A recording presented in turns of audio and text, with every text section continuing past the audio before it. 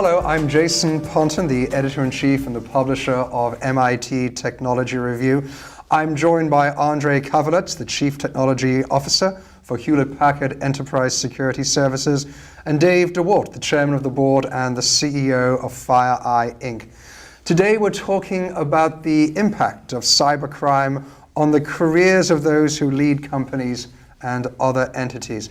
Andrzej, with the rise of cybercrime recently, there have been a recent spate of high-profile breaches that have thrown both a spotlight and scrutiny on C-suite executives and board members at affected companies and entities. So my question for you is, who really bears the brunt of a breach these days, and who is typically held accountable, and how is that made clear? It's a huge issue that I think we're all struggling with. And whenever something becomes really important in the newsroom, then it becomes really important in the boardroom, and there's a direct correlation to that. And I think there's also a difference or a confusion about where accountability actually lies.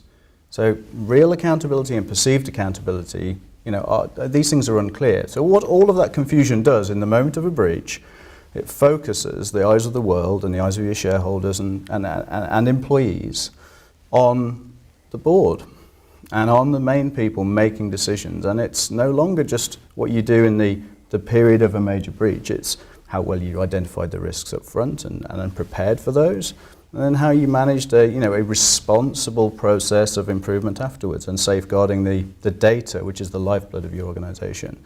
So when you think about the simple question, who's accountable, is actually quite hard to answer. But I think increasingly we're seeing it come to the rise to the top, and no longer be just the preserve of a technologist or a security manager. Because we've seen really recently some of these attacks, they just transcend normal operating procedures.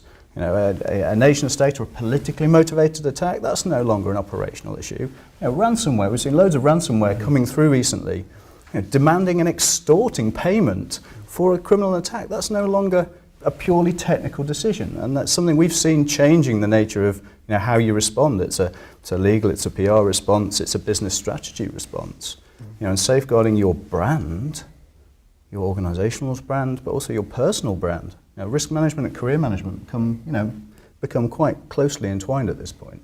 That's new, Dave, and that must be fairly anxiety-inducing for members of a board or CEOs. They were hired to do one job, and they traditionally let CISOs and maybe CIOs manage the security. And now it's become core to both their organizations and their own reputational capital. Well, it certainly is becoming that way, and that's the good news. I think you're seeing the boardroom, the C-level, they're realizing the risk, and no longer is it excusable if you don't know the risk, because early on we saw a couple high-profile breaches, executives losing their jobs, and the calibration was very large. And now today, if you aren't taking it serious and you're not responsible and you don't understand your risk, you have even more potential damage to the company, not just with reputation, but also fines from regulatory agencies, ransom, as Andrzej said, could be paid back. You could face plaintiff action for long periods of time. You could have shutdowns of your operation. So now it's really affecting the boardroom in ways that it never had before. We used to see this as like the virus would go, in a quantity kind of mode across the company. Now you have highly sophisticated actors. They're after your information. They not only want to steal that information, but they might want to disrupt or destroy your operations. So, this has become one of the biggest risks in the boardroom. And rightfully so, that they get educated and try to solve it. Yeah. Well, talk to me a bit about those pressures, Dave. You've been in the security business for a while, and you've observed at one remove executives responding to these pressures. Since they're new to them, what is that response been like? Well, there's a wide range, and it all depends. I've gotten many phone calls of panicked executives, general counsels, CEOs, chairman of audit committees, as they have the epiphany that they've had a breach, and that's not a good moment. That is a very anxious moment, and we've had a mission at FireEye to help our clients around the world. But I would say two things: time matters and context matters. So when you're dealing with a breach, oftentimes you're working against the clock because either the media has figured it out already and it's all over the news, or it's about to hit, so you have to work in time that oftentimes crises aren't prepared for. And then you need context, like who was the actor? Do you really lose information? How do you gain access to that information quickly? So usually those are the first questions you ask when they get that call is, do we understand what really has happened? How do we get our arms around it? And usually that's when we deploy our researchers and our responders to help out. But we've seen a lot of them. We've been averaging about 100 engagements a quarter. Wow. So this is a large scale issue. And we've come to have a lot of expertise, particularly the partnership on this area. And Dave, I'm guessing the effectiveness of the response depends in large part upon how often the C-suite has practiced their response. They actually have to have gamed it beforehand, know who's in charge, and created a real checklist. And that's the most important part, Jason, is a lot of organizations are realizing, okay, I got to get my arms around the risk. Okay, but how do you go about that? So the first thing I usually say to the board is, okay, what committee of your board is responsible for cyber? Is it the audit committee, safety and security committee? Is there a technology committee? What committee is responsible, and does your charter reflect that responsibility?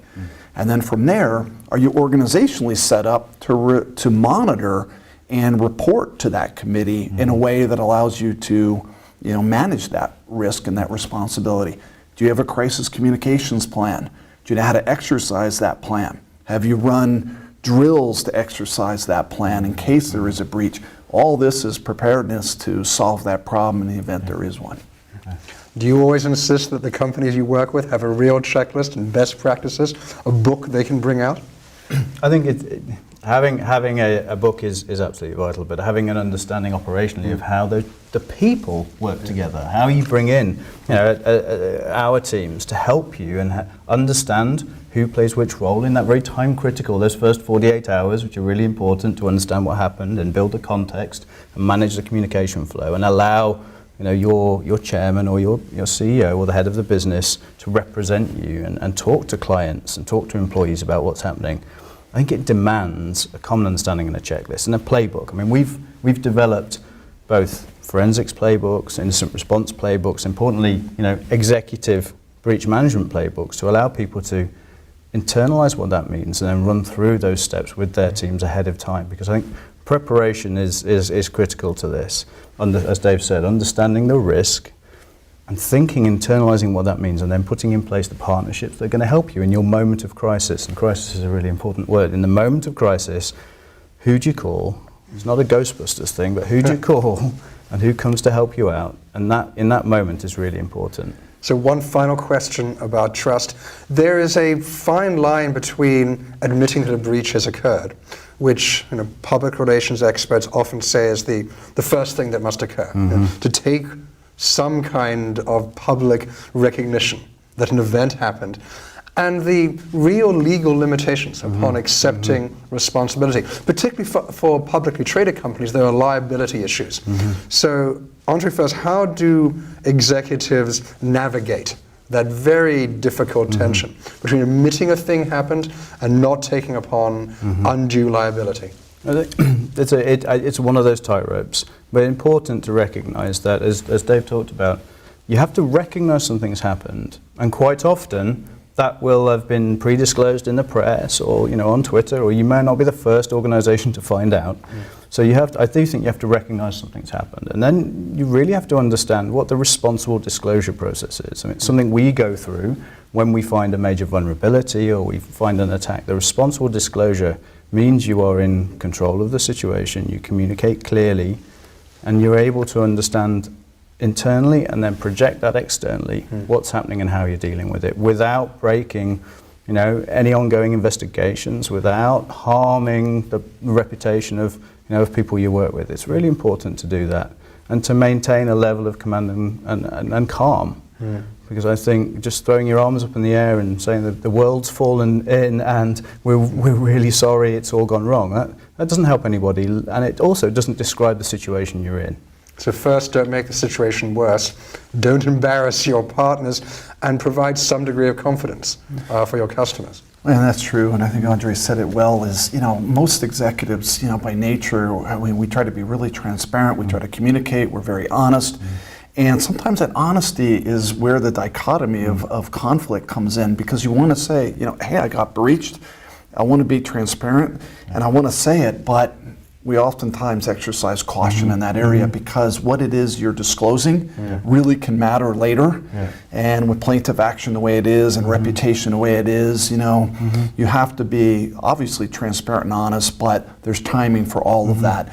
The important part to probably remember is almost 2/3 of all the breaches we respond to, the public already knew about the breach when we responded. And so, and the attackers were in the system for more than 100 days.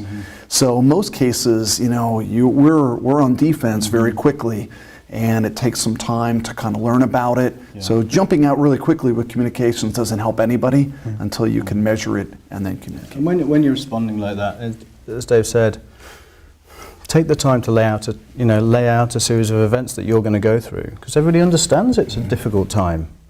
And then put the context around it. Put the context around what's happened, because that's what you're able to do as the organisation that's been attacked. You can put the context and you can frame it and put it in terms that people understand, rather than it being something that's come out of social media. And I think that's really important. Gentlemen, thank you very much. Dave DeWalt, Chairman of the Board and CEO of FireEye Inc., and Andrzej Kawalec, the Chief Technology Officer of Hewlett-Packard Enterprise Security Services. I'm Jason Pontin, the Editor-in-Chief and the Publisher of MIT Technology Review.